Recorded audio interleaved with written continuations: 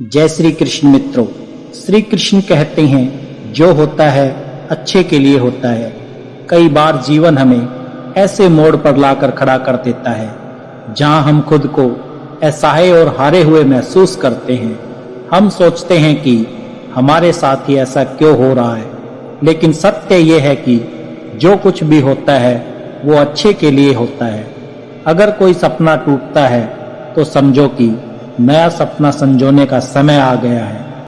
अगर कोई रिश्ता छूटता है तो समझो कि नए और सच्चे रिश्ते की जगह बन रही है।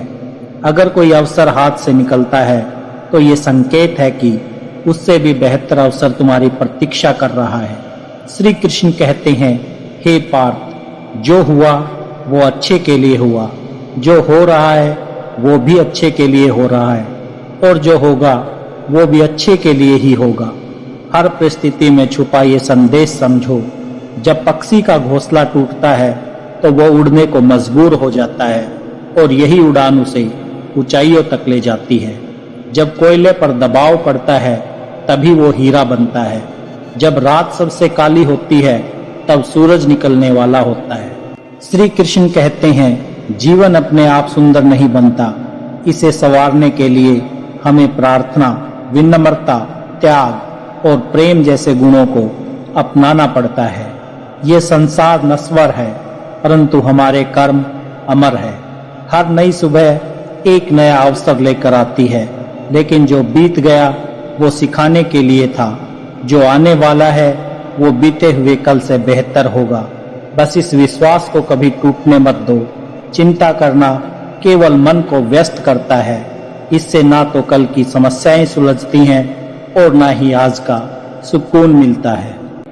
हम अक्सर वही खोने से डरते हैं जो हमारे पास होता ही नहीं। जो सच में तुम्हारा है वो कभी तुम्हें छोड़कर नहीं जाएगा, और जो तुम्हारा नहीं है वो लाख कोशिश के बाद भी तुम्हारे पास टिकेगा नहीं। कभी गौर किया है, जो लोग सबसे ज्यादा मुस्कुराते हैं उनके दिलों में अक्सर सबसे गहरे जख्म होते हैं, क्योंकि इस दुनिया में हर व्यक्ति की सोच, उसका एहसास और उसका दर्द अलग होता है। आंखें सबकी एक जैसी होती है, लेकिन देखने का नजरिया सबका अलग अलग होता है। कुछ लोग तुम्हारी मुस्कान में तुम्हारी खुशी देखेंगे और कुछ लोग उसमें छिपे दर्द को पढ़ लेंगे। जीवन में किए गए अच्छे कर्म कभी व्यर्थ नहीं जाते। जो भलाई तुम किसी के लिए करोगे वो किसी न किसी रूप में तुम्हारे पास लौट कर आएगी। इसलिए सच्चे दिल से किसी के लिए कुछ अच्छा करने से कभी मत हिचकिचाओ। रिश्तों की बुनियाद प्रेम और विश्वास पर टिकी होती है, स्वार्थ पर नहीं। कभी कभी जिंदगी हमें ठोकर देती है और वो ठोकर दर्द भी देती है, पर याद रखना, अगर तुम संभल गए तो यही ठोकर तुम्हें और मजबूत बनाएगी। गिरना कोई हार नहीं, हार तो तब होती है जब तुम उठने से इनकार कर दो। मैं खुद भी इस बात पर गर्व करता हूँ कि मैं ठोकर खाकर गिरा था, पर किसी की नजरों से नहीं। भगवान का शुक्रगुजार रहना ही जीवन का सही तरीका है, क्योंकि जब तुम शिकायत करते हो तो तुम अपने वर्तमान से असंतोष जताते हो। जिनके दिल में सच्ची मानवता होती है वे यही चाहते हैं कि जो दुख उन्होंने झेला वो किसी और को ना मिले, और जो खुशी उन्हें मिली वो सबको मिले।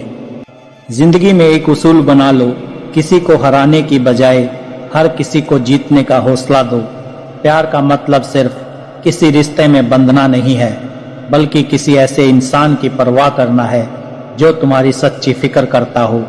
पहले लोग भावुक थे इसलिए रिश्ते निभाते थे, फिर लोग व्यवहारिक हो गए तो उन्होंने रिश्तों में फायदा देखना शुरू कर दिया, और अब लोग पेशेवर हो गए हैं। अगर फायदा हो तभी रिश्ते निभाए जाते हैं। पर सच्चाई ये है कि इंसान का असली परिचय उसके चेहरे से नहीं बल्कि उसकी वाणी, विचार और कर्मों से होता है। जीवन एक अनजान किताब की तरह है जहां अगले पन्ने पर क्या लिखा है कोई नहीं जानता, लेकिन बहुत कम लोग ऐसे होते हैं जो किसी के मन और मौन को समझ पाते हैं। इसलिए जीवन को एक अवसर की तरह देखो। शिकायतों की गठरी बनाकर मत जियो, क्योंकि जो आज है वही तुम्हारे पास सबसे बड़ा खजाना है। अगर आपकी नीयत साफ है और उद्देश्य सही है तो यकीन मानिए भगवान किसी न किसी रूप में आपकी मदद जरूर करेंगे।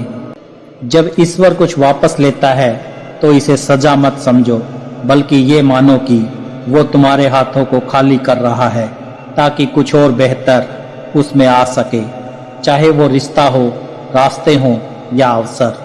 जो जाता है वो जरूरी नहीं कि तुम्हारे लिए था, लेकिन जो आएगा वो निश्चित ही तुम्हारे लिए होगा। जिंदगी में ठोकर खाना जरूरी है, क्योंकि ठोकर ही ये एहसास कराती है कि कौन अपना है, कौन पराया, कौन साथ और कौन सिर्फ समय काट रहा था। अक्सर लोग कहते हैं कि समय बदल जाता है, लेकिन सच तो ये है कि समय नहीं, लोग बदल जाते हैं। और जब तुम्हें ये समझ में आ जाता है तो तुम्हारी अपेक्षाएं भी बदल जाती हैं। अब ना तो ज्यादा लोग अच्छे लगते हैं और ना ही किसी से अधिक अच्छाई की उम्मीद रह गई है। रिश्ते उन्हीं से रखो जो तुम्हारी इज्जत और सम्मान करे, क्योंकि भीड़ बढ़ाने से कोई फायदा नहीं है। कुछ लोग साथ रहकर भी अपने नहीं होते और कुछ लोग दूर रहकर भी हर पल तुम्हारे साथ होते हैं। कभी कभी सबसे बड़े धोखे हमें वहां मिलते हैं जहां हमने सबसे ज्यादा भरोसा किया होता है। लेकिन याद रखना, तुम्हारा आत्मसम्मान सबसे महत्वपूर्ण है, इसलिए खुद को उन लोगों से बचाओ जो तुम्हें बार बार गिराने की कोशिश करें। श्री कृष्ण कहते हैं, उन्हें छोड़ देना ही सही है जो तुम्हारे अस्तित्व का मूल्य नहीं समझते। हर किसी को खुश करने की कोशिश मत करो, क्योंकि जो तुम्हें सच में चाहता है वो तुम्हें बदलने की नहीं, समझने की कोशिश करेगा। जीवन में सत्य के रास्ते पर चलो, धैर्य रखो और अपनी मंजिल की ओर बढ़ते रहो। परमात्मा के न्याय पर भरोसा रखो, क्योंकि जो आज तुम्हारे खिलाफ है, कल वही तुम्हारी कहानी से प्रेरणा लेगा। हर परिस्थिति में शांत मन से समाधान ढूंढने की कोशिश करो, क्योंकि जल्दबाजी में लिया गया निर्णय अक्सर पछतावे का कारण बनता है। जगत में प्रत्येक व्यक्ति किसी न किसी प्रकार की निर्बलता लेकर आता है। कोई तेज दौड़ नहीं सकता, कोई अधिक भार नहीं उठा सकता, कोई आराध्य रोग से पीड़ित होता है तो कोई पढ़ाई में कमजोर होता है। लेकिन सबसे बड़ा सवाल ये नहीं है कि तुम्हारे पास क्या कमी है, सबसे बड़ा सवाल ये है कि तुम अपनी उस कमी को कैसे देखते हो। कुछ लोग अपनी निर्बलता को जीवन की सीमा मान लेते हैं और हार मानकर बैठ जाते हैं, और वहीं कुछ ऐसे होते हैं जो अपने पुरुषार्थ और संकल्प से उन निर्बलताओं को पार कर जाते हैं। उनका अंतर क्या है? उत्तर बहुत सरल है। जो व्यक्ति अपनी निर्बलता से हार मान लेता है वो वहीं रुक जाता है, पर जो व्यक्ति अपनी कमजोरियों से लड़ता है वो उन्हें पार कर आगे बढ़ जाता है। ईश्वर हमें कुछ कमियों के साथ इस संसार में भेजता है, लेकिन उन कमियों को स्वीकार कर हार मान लेना हमारे मन की कमजोरी होती है। जो लोग ये समझ लेते हैं कि हर समस्या के साथ समाधान भी होता है, वे कभी हार नहीं मानते। जैसे तेज हवा चलने पर भी मजबूत वृक्ष नहीं टूटते, वैसे ही जो व्यक्ति अपनी आंतरिक शक्ति और धैर्य पर भरोसा करता है वो जीवन की हर चुनौती का सामना करता है, क्योंकि जीत हमेशा उसी की होती है जो अंत तक लड़ता है। श्री कृष्ण कहते हैं, जिस व्यक्ति में ज्ञान की कमी होती है और ईश्वर के प्रति श्रद्धा नहीं होती, वो जीवन में सच्चा आनंद और सफलता प्राप्त नहीं कर सकता, क्योंकि ज्ञान केवल पुस्तकों में नहीं अनुभवों में भी होता है, और श्रद्धा केवल मंदिरों में नहीं कर्मों में भी होती है। जब तक मनुष्य अपने जीवन में संतोष को नहीं अपनाए, वो सदा अधूरेपन का शिकार रहेगा। ईश्वर ने हमें जो भी दिया है वो हमारे लिए पर्याप्त है, यही सबसे बड़ी सच्चाई है। हम अक्सर जो नहीं है उसी के पीछे भागते रहते हैं, लेकिन जो हमारे पास है उसकी कदर करना भूल जाते हैं। संतोष, सदाचार, स्नेह और सेवा जैसे गुण तभी प्रकट होते हैं जब हम सत्संग का सहारा लेते हैं, अच्छे विचारों को अपनाते हैं और जीवन को एक उद्देश्य के साथ जीते हैं। ईश्वर से की गई प्रार्थना का अर्थ ये नहीं कि वो हमारी स्थिति तुरंत बदल देगा, बल्कि उस प्रार्थना से हमारे चरित्र में बदलाव आता है, हमारी सोच बदलती है, हमारे विचार बदलते हैं, और जब सोच बदलती है तब परिस्थितियां भी स्वयं बदलने लगती हैं। इसलिए केवल हाथ जोड़ने से कुछ नहीं होगा, मन को भी झुकाना पड़ेगा। हमारी बातें इतनी मधुर होनी चाहिए कि अगर कभी हमें वापस लेना पड़े तो वो कड़वी ना लगे। शब्दों का घाव तलवार से भी गहरा होता है। लोग तुम्हारी बुद्धिमत्ता को भूल सकते हैं, तुम्हारी उपलब्धियों को भी भूल सकते हैं, लेकिन कैसे बोल थे ये हमेशा याद रखते हैं। अपने जीवन में थोड़ा स्वाभिमान रखना भी जरूरी है, अन्यथा लोग आपको उन जगहों पर भी दबाने की कोशिश करेंगे जहां आपका अधिकार है। भगवान श्री कृष्ण कहते हैं कि जो व्यक्ति दुख और सुख को समान रूप से देखता है और इंद्रियों के विषयों से विचलित नहीं होता, वही मोक्ष का अधिकारी है। जो चीजें तुम्हारे नियंत्रण में नहीं है उनमें समय बर्बाद करना मूर्खता है। दुनिया में हर किसी को खुश करने की कोशिश मत करो, क्योंकि ये असंभव है। जब तक आप खुद से हार नहीं मानते तब तक दुनिया की कोई भी ताकत आपको परास्त नहीं कर सकती। आप कमजोर नहीं हैं, वक्त ऐसा है और वक्त बदलता है, इसके साथ परिस्थितियां भी बदलती हैं। इसलिए बिना थके बिना रुके अपने कर्म करते रहो। कोई भी किसी और के सपनों को पूरा करने के लिए इस दुनिया में नहीं आया है। हर कोई अपनी तकदीर और हकीकत बनाने में लगा हुआ है। अगर सफलता तुम्हारे हाथ नहीं आ रही है तो इसका मतलब ये नहीं कि वो तुम्हारी नहीं है। इसका अर्थ सिर्फ इतना है कि तुम्हारी कोशिशों में बदलाव की जरूरत है। जीवन में प्यार और नफरत दोनों के बीच संतुलन बनाए रखना जरूरी है। जब दोनों ना हो तब चीजें और भी स्पष्ट हो जाती है, क्योंकि जब तुम नफरत में जकड़े होते हो तो कुछ देख नहीं पाते, और जब प्यार में डूबे होते हो तो बहुत कुछ अनदेखा कर देते हो। जीवन ठहराव और गति के बीच का संतुलन है। कभी रुको, सोचो, फिर आगे बढ़ो। जब मैं कहता हूँ कि तुम देवी देवता हो तो इसका अर्थ ये नहीं कि तुम पूजा के पात्र हो।